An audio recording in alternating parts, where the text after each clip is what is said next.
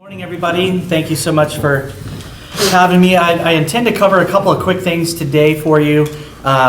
First, just like a quick market update, and then I want to jump into something that's really important that I want to talk to you about, which is rent control. That measure passed, well, it didn't really pass, they just shoved it down our throats. So, but it's very important, and I gave you guys all an addendum that I'll cover on that. So what's happening in the Orange County market? Essentially, inventory's down, demand is up in a big way because of the interest rates. Homes are selling faster now than they were, and it's now dropped into the below 60 days market, which means it's a hot seller's market. Right now, the average in Orange County is 55 days. So, and that's because of the shortage of inventory and the demand being up. So for homes that are priced below 750, that's one of our hottest segments of the market. It represents 35% of the active inventory, but 50% of the demand. So you can see the inequality there. You've got 50% of the buyers out there looking for these homes, but you only have 35% of them being available in the total market segment. So that's a very small number. The homes between 750 and $1 million, it's in the same category. They're selling faster at that segment at 37 days.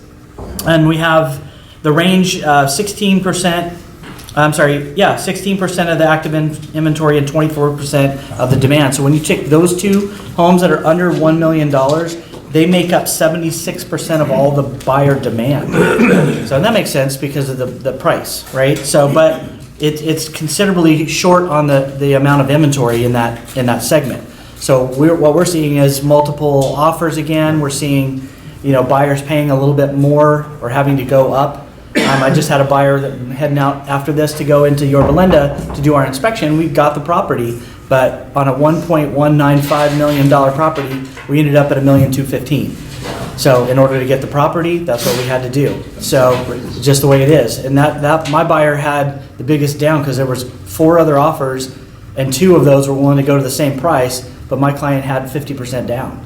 So the cash guy went away at $1,200,000, which is great for us, but that's how we were able to compete. Otherwise, if it was at the full asking price, we would have lost to the cash offer if they didn't do a round of multiple counteroffers. So that's that. At the luxury end, which is above $1,250,000, it accounts for 39% of the inventory, but only 16% of the demand. So that's where it flips. So you have more homes available than you have buyers in demand. So if you know anybody that has that type of property above that price point, $1,250,000, things are taking a little bit longer to sell. They're still selling if it's properly priced. So for anybody in the luxury market, they just need to have the expectation that it's going to take a little longer to sell, and they're probably going to have to negotiate a little bit on the price. So you don't have that same hotness, but it's good.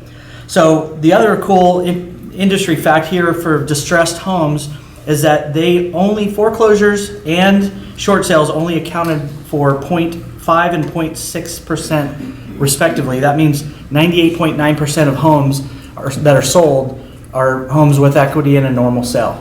It's a very healthy market. So that's what's going on in the market. So I just want to jump into this rent cap and just cause addendum that I handed out. So hopefully you guys all have a copy of this. This is the California Association of Realtors addendum, and I just want to say from the outset on page, the second page under item V3, there's exemptions to the rent control laws, and I'll cover that in a minute, but what I want to highlight to you is under item number 3 there, it says the exemption only applies if the notice below is checked and delivered to the tenant. So you may have a qualifying property that's exempt from rent control, but if you don't notify the tenant with something like this, you could be subject to that. I mean, there's attorneys out there that are more than happy to litigate that, to challenge that. So if you know anybody that owns rental properties, if they're exempt on that, they still have to deliver a notice like this in order to do it. So rent cap requirements and just cause requirements. So just cause is just like if you need to get a tenant out of there, if you're taking a tenant out of service under rent control, there's rules now. So you can't just do it, hey, I decided not to rent my place. You can remove it from the market, but it cannot be rented again. I don't know what the time frame is after that, but you can't just say, oh, I'm not going to do it, get them out, and then turn right around and rent it out again. That doesn't work on that. The tenants definitely are one of them, so they're gonna be like, hey, you kicked me out, you know. There's not enough inventory in that segment either, so rents are on the rise because of the shortage of inventory as well. So under number 2, rent cap requirements, the essential part of this is that the owner of real property shall not increase the rental rate for that property more than 5% plus the percentage change of cost of living, or 10%, whichever is smaller.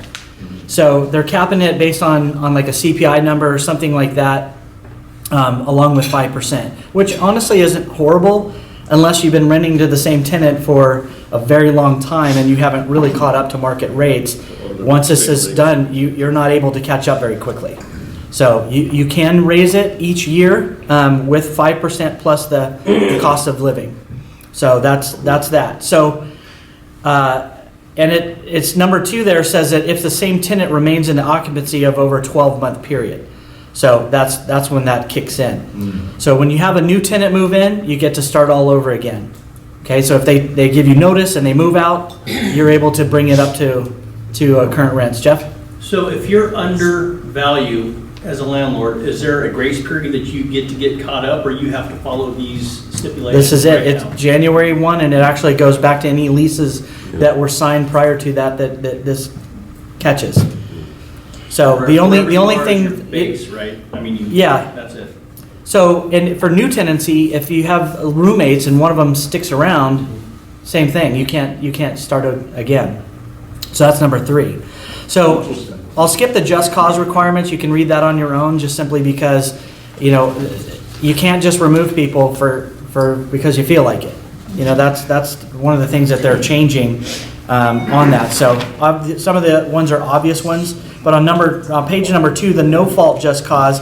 If you intend to occupy the property under 2A, the residential real property by the owner and their spouse, domestic partner, children, grandchildren, parents, all that, for leases entered into after January 1st, 2020. So that's an important piece. You could withdraw the property from the rental market altogether. So that's a no fault just cause. Unsafe habitation as determined by the government agency. Intent to demolish or substantially remodel the property, but you can't just say, I want to remodel and kick them out. I mean, again, Carla's right. The tenant may have a problem with that, and therefore you're going to have still in there. That's a very good question. What if I really want to do that? Yeah. So there's some specific exemptions to the just cause eviction, and then there's exemptions to both the rent cap and the just cause. So number 1, housing that's been, this is under V1, housing that's been issued a certificate of occupancy within the previous 15 years. Meaning they built the house, they got the certificate of occupancy in the last 15 years. So after the 15 years is up, it'll start rolling into this rent control. So those are exempt. So newer properties. A duplex in which the owner occupied one of the units as the owner's principal residence at the beginning of the tenancy, so long as the owner continues. So the minute you move out, you're done. You now have a rent-controlled property. This is a good one right here, because this is my property management business. This entails all of my clientele. So single-family residential property, including a condo and its planned developments, provided the residential real estate is alienable separate from title to any other dwelling. And the owner is not a real estate. This is the caveat. If it's corporate, like a REIT, or a owner is not a corporation, but one of the owners cannot be. So you can have an LLC, and a lot of people hold their properties in LLCs for that reason, but one of the owners cannot be a corporation.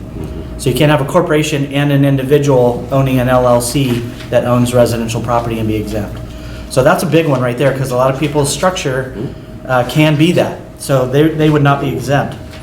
And then, of course, the big notice that the landlord has to give notification. So that's really the big deal that I wanted to make sure I covered with you guys, was that most people that I know own, I got married, I had a condo, I kept it as a rental property. So mine is exempt. However, I need to give that tenant notification that this property is exempt from rent control. And so if you know anybody that has that, you got to be able to let them know that they must give that, otherwise they'll be included in that. and attorneys will enforce that. So, yes, sir. Does it matter if it's month to month or does that have to be on a lease? Nope. Doesn't matter. Month to month is a tenancy. Why? So it's considered a lease, and as long as you accept their rent from there on, it continues that tenancy. So, It doesn't matter if you're like an apartment complex or an individual property owner, it's the same. in the sense that it's under rent control, it's not if it's a single family resident or a condo. So apartment buildings are rent control. Individual condos owned, as long as they're not a corporation owned by a REIT.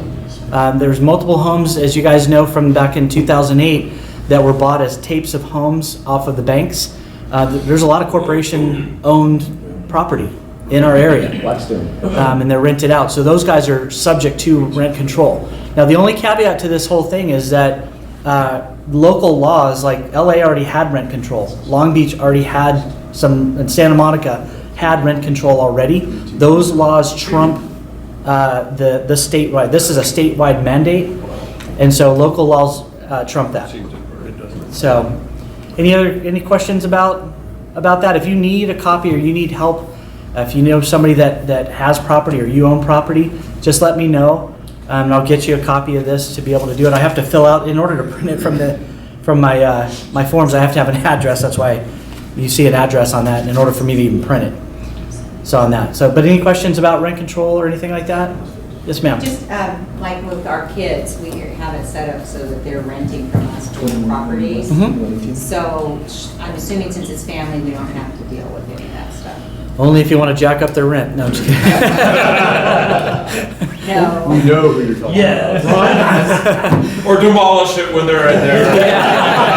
So we don't need to be concerned. No, you I had a don't. reason for my question. The only way that you would need to be concerned is that if you were a corporation. I can't hear him. I'm Yeah, sorry. the only way that you would have to worry about it, because it's a condo, it Yeah. would be that if you were a corporation.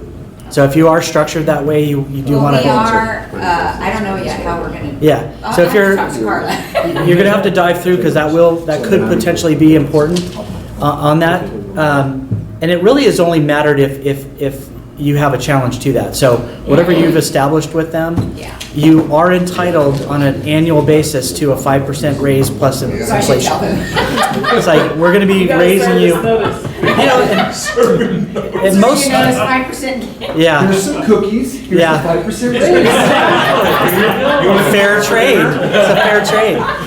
So, most residential leases are an annual basis. And so, corporate in commercial leasing, you usually do a 5 or 10-year lease and you build that stuff already into the lease. Yeah. So you've got a certain raise every year that's expected. Yeah. But on a residential basis, usually 6 months, month to month, or a year lease Yeah, right. is typical. On that, occasionally you do a 2-year lease, but that's about it. Any other questions about that or about the market? Yes, sir. Mike, as far as, someone's interested in buying a home or anything, how far are you, what's your location that you will help people in? Yeah, it depends on the referral. And it also depends on, generally speaking, I would say Orange County is my sweet spot. I've lived in multiple places and I'm very comfortable. When you start diving into like LA County or San Diego County, that's a little bit out of my purview, but because of the way I'm working by referral and through this coaching company, I am networked with guys and gals like me who run their business by referral, who care more about the relationship than they do the transaction. I've referred people all over the United States and up in Canada for that reason. So right now, we Yeah. have a lot of clients moving out of state. Yeah. So Nevada is one of them, Arizona, Tennessee, Texas for sure, and Idaho. Those are like the ones that are kind of hot buttons right Stay out of now. Idaho. So I have agents in all of those areas that I've referred my clients to. I sell the house here and I refer them there, and they know what they're going to get because we operate the same way. So I'm happy to make a referral to, and I get a 25% referral fee Exactly. in doing It's that, worth- and I'm it's worth happy to your pay while. them because right now they're not moving my way. They're usually moving the other way, Yeah. but that's the season we're in. Yeah. But one day it'll change. Okay, well, thank you guys very much. I appreciate it. Yeah. Well done.